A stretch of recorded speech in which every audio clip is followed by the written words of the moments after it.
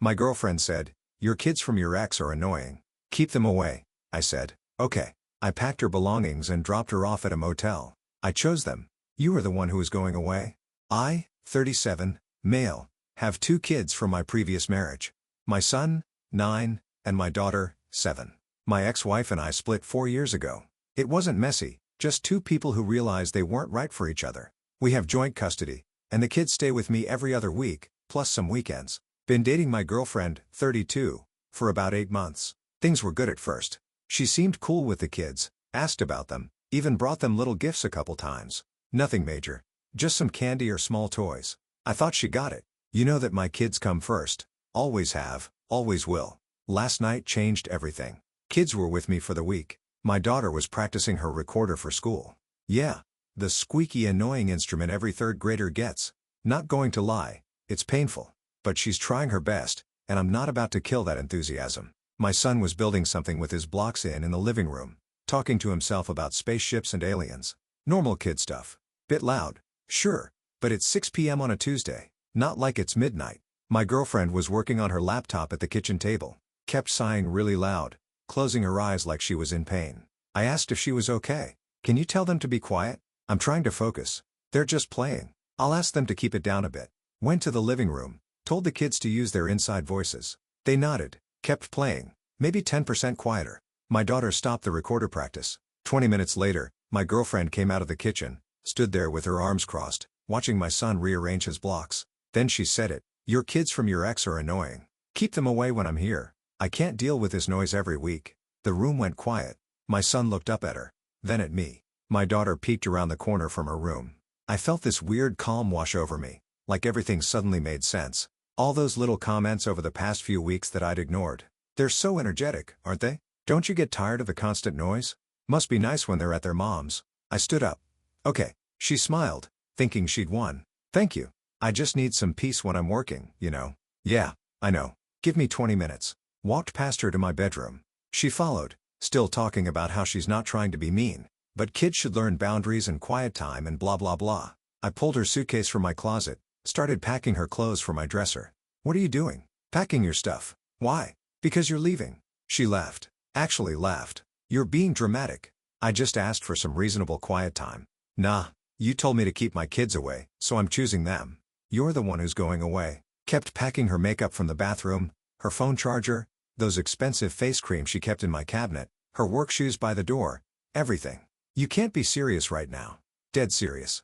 Over one comment. "You're really going to throw away what we have." Over one comment. I stopped packing and looked at her. "My kids live here. This is their home. You're a guest who just told me my children are annoying and need to be kept away." "Yeah, I'm absolutely serious." "I didn't mean it like that." "How did you mean it then?" She stammered. I meant maybe they could play in their rooms when I'm working here. That's all." "You said they're annoying. You said keep them away." "Those were your exact words. My 9-year-old and 7-year-old heard you say that." My daughter was crying now. My son had his arm around her. That images burned into my brain. "Baby, come on. Let's talk about this." "I'm sorry." "Okay." I was stressed. "Don't call me baby. We're done talking." Finished packing. Zipped up her suitcase. Grabbed her work bag and laptop. "Where am I supposed to go?"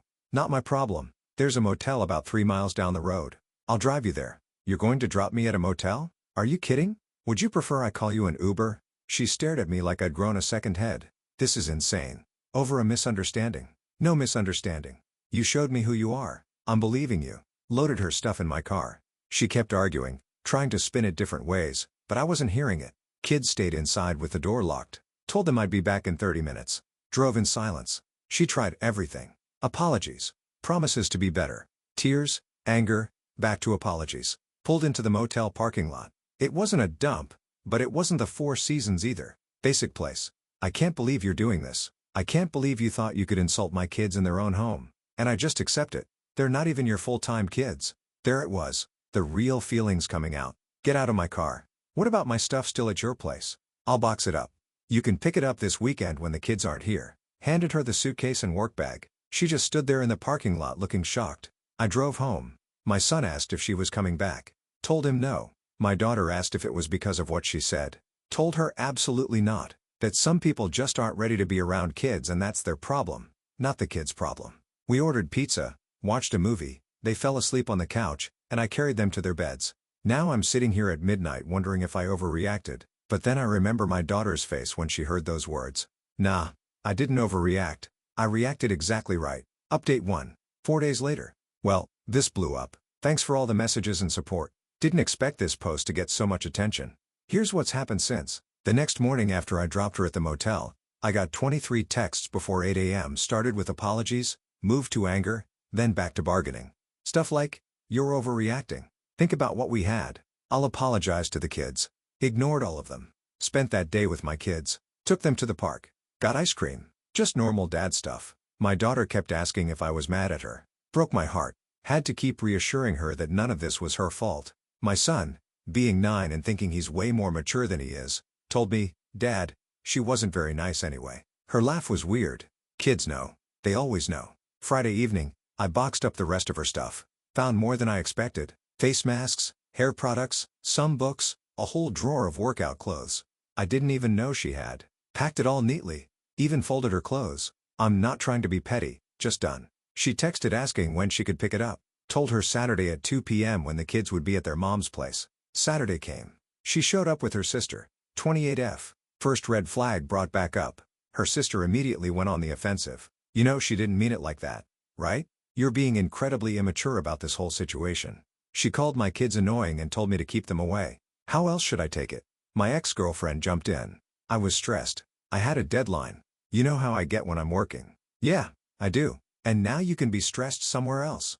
Her sister started up again. "This is ridiculous." She apologized. "What more do you want?" "I don't want anything. I want her to take her stuff and leave." My ex tried a different approach. Soft voice, tears starting. "Baby, we were good together. You know we were. Can't we just talk about this like adults? Adults don't insult children. Take your stuff." She wasn't moving toward the boxes. Just standing there trying to make eye contact. Do that thing where she'd tilt her head and look up at me. Used to work. Not anymore. Her sister grabbed a box. "This is so stupid. You're throwing away a relationship over bratty kids making noise." I stepped forward. "Call my kids bratty again. Please give me a reason." She shut up, but the look on her face said everything. My ex-girlfriend at least had the sense to look embarrassed by what her sister said. They loaded the boxes into her sister's car. Took maybe 10 minutes. As they were leaving, my ex turned around. "You're going to regret this. Good luck finding someone who will put up with the whole package deal thing you have going on." The package deal is the best part of my life. That's what you never understood. She left, changed my locks that night anyway. Seemed like the smart move. Sunday, the kids came back. My ex-wife dropped them off and asked if everything was okay. Apparently, our son mentioned the breakup. "Yeah, everything's fine. Just didn't work out." She gave me this look. She knows me too well. Did she say something about the kids? Doesn't matter now. It's handled. Want to talk about it? Nah, we're good. She nodded, said goodbye to the kids, and left. We might not be married anymore, but we're still a team when it comes to these two. Monday morning, I woke up to texts from 3 of her friends. All basically the same message. "I'm a jerk." She's devastated. "How could I be so cold? She made one mistake. Blah blah." Blocked them all. Don't have time for that. But here's where it gets interesting. Tuesday afternoon, I get a call from my landlord. Apparently, someone called and told them I was subletting the apartment illegally and using it for short-term rentals. Complete BS. My landlord knows me, knows my situation, and after a 2-minute conversation, confirmed everything was fine. "Just wanted to check in." The caller seemed pretty insistent, but I looked at your file and nothing's changed since you signed the lease. "You're all good. Thanks for checking." Any idea who called? Said she was a concerned neighbor. Didn't leave a name. Real subtle, but okay. If that's how we're playing it. Update 2. 2 weeks later. This got messier than I expected. Should have known she wouldn't just disappear quietly. Last week started normal. Kids and I had a good routine going. Homework, dinner, some TV time, bed, simple, peaceful. Everything felt lighter without someone constantly sighing about noise or making comments about energetic children. Wednesday night, my daughter's teacher called. There was an incident at school during pickup. My ex-girlfriend showed up at the school at dismissal time, tried to talk to my daughter, told her she missed her and wanted to explain things and that daddy got the wrong idea. My daughter, bless her, told the teacher she didn't know this person very well and felt uncomfortable. Teacher immediately intervened and called me. I was at work about 20 minutes away. My ex-wife was supposed to pick up that day, but was running late from a meeting. I called her first, explained the situation. She left her meeting immediately, and got there in 10 minutes. By the time I arrived, my ex-wife was already handling it. My ex-girlfriend was in the parking lot arguing with the school security guard about having a right to see the child. Walked up to the situation. You don't have any rights here. Leave. I just wanted to apologize to her. You won't let me talk to you, so I thought. You thought you'd corner my 7-year-old at school? Are you insane? My ex-wife stepped in. I don't know what happened between you two, but showing up at their school is completely inappropriate. You need to leave before we call the police. My ex-girlfriend's face went red. Who even are you? I'm their mother and you're done here. Something about my ex-wife's tone made it clear this wasn't a negotiation. My ex-girlfriend left, but not before shouting, "This isn't over." Filed a report with the school. They flagged her in their system. She's not authorized to pick up the kids or be on campus. Also called a lawyer friend just to know my options if this continued. My daughter was shaken up, kept asking why dad's friend was at her school. Tried to explain in age-appropriate terms that sometimes adults make mistakes and act inappropriately. Don't think she fully got it, but she seemed okay after some ice cream in a movie Thursday. Thought things might calm down. I was wrong. Got a text from her sister. Long message about how my ex-girlfriend is going through something and really struggling with the breakup. How I broke her heart and she's not thinking clearly. Asked if we could all sit down and talk like adults. My response, she showed up at my kid's school. There's nothing to talk about. Tell her to move on. Her sister, you're so cold. She loved you. Made one mistake and you threw her away like trash. Me, she called my kids annoying. Then showed up at their school without permission. That's not one mistake. That's a pattern. We're done. Didn't hear back after that. Friday was quiet. Too quiet.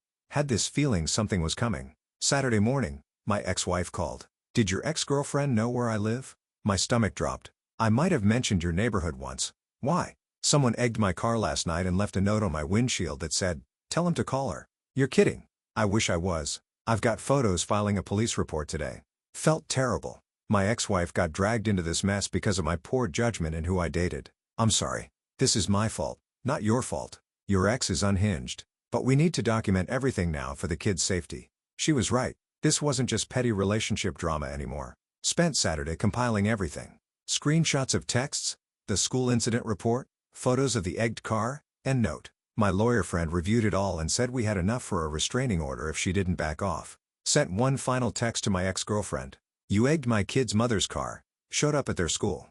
This is harassment. Any further contact or attempts to reach me, my kids, or their mother will result in legal action. This is your only warning. She replied immediately. I don't know what you're talking about. I didn't egg anyone's car. You're paranoid. Then 2 minutes later, maybe if you just talk to me like an adult instead of blocking me out, I wouldn't have to find other ways to get your attention. Screenshot sent to my lawyer friend. That's basically an admission. Sunday morning, she posted on social media. Didn't tag me, but it was obviously about our situation. Long post about narcissistic men who use their kids as weapons and being punished for having boundaries and toxic co-parenting dynamics. The comments were mixed. Her friends supporting her, some mutual acquaintances questioning her version. A few people who knew me defending me, which was nice. I didn't respond or engage. My lawyer friend advised against it. Let her rant. You've got documentation of her actual behavior that speaks louder. Monday, I kept the kids home from school. Just a mental health day for all of us. We needed it. Went to the movies, got lunch, spent time together. My son asked why we were having a fun day on a school day because sometimes we need to remember that it's just us three and we're good. Really good. My daughter hugged me. I like it when it's just us, Dad. Me too, sweetheart. Me too. Got an email from my lawyer friend that evening. We had enough to file for a restraining order based on the school incident and the implied admission about the car. Asked if I wanted to proceed. Looking at my kids sleeping peacefully in their rooms, decision was easy. Yes, file it. Final update. 1 month later. Time to close this out. Things have settled mostly. The restraining order got approved. Temporary at first, then made permanent after a hearing. My ex-girlfriend showed up to court with her sister in a different attitude. All apologetic and misunderstood. Judge wasn't buying it, especially after reviewing the school incident report, the text messages, and photos of the egged car with the note. Her lawyer tried to argue she was emotionally distraught and not thinking clearly. Judge pointed out that showing up at a child's school requires planning and clear thought. Not exactly the defense they wanted. Order prohibits her from contacting me, my children, my ex-wife, or coming within 500 feet of our homes or the kids' school. Duration: 3 years. She tried to speak directly to the judge at the end. Your Honor, I just wanted to apologize to the children. He won't let me. Judge cut her off. Ma'am, you don't get to approach children after being told no by their parent. That's not your right. This order stands. Walking out of that courtroom felt like closing a book. Her sister glared at me, but I didn't care. This was about protecting my kids. The social media stuff continued for about a week after the hearing. Vague posts about legal abuse and men weaponizing the system. Most people ignored it. A few mutual friends reached out to ask my side. I kept it simple. She showed up at my kid's school without permission after I ended things. Everything else followed from that. Eventually, her post stopped. Either she moved on or someone with sense told her to shut up about it online. The kids adjusted well. My daughter doesn't ask about dad's friend anymore. My son occasionally mentions he's glad it's less crowded at home now. Kids are resilient like that. My ex-wife and I are actually closer now than we've been since the divorce. Shared trauma of dealing with someone unstable tends to do that. We're better at communicating, better at co-parenting. She joked that my terrible taste in women made her look better in retrospect. At least I never showed up at the kids' school uninvited. Bar's pretty low there. Still cleared it. Fair point. 2 weeks ago, I was at the grocery store with my daughter. She was picking out cereal, taking forever to decide between two basically identical options. This woman approached, maybe early 30s. Nice smile. Your daughter's adorable. Thanks. She's great. Single dad? Used to hate that question. Felt like I had to explain my whole situation. But this time it felt different. Yeah. Joint custody with their mom, but they're with me a lot. That's really cool. Not enough dads are that involved. We talked for maybe 5 minutes. Normal conversation. She didn't make weird comments about King Loud or energetic. Didn't ask intrusive questions. Just normal. She gave me her number. No pressure, but if you ever want to grab coffee, let me know. I took it. Haven't called yet, but I kept it. Maybe I will eventually or maybe not. Either way, I'm not rushing into anything. Because here's what I learned from this whole mess. My kids are my priority. Always have been, always will be. Anyone who can't understand that or makes them feel unwelcome isn't someone I need in my life. Period. The right person will get it. They'll see my kids as part of who I am, not obstacles to work around or tolerate. They won't need me to keep them away or make myself smaller to accommodate their discomfort with normal child behavior. My ex-girlfriend did me a favor by showing her true colors early. Could you imagine if I'd married someone like that? If my kids had to grow up in a house where they felt like they were too loud, too energetic, too much.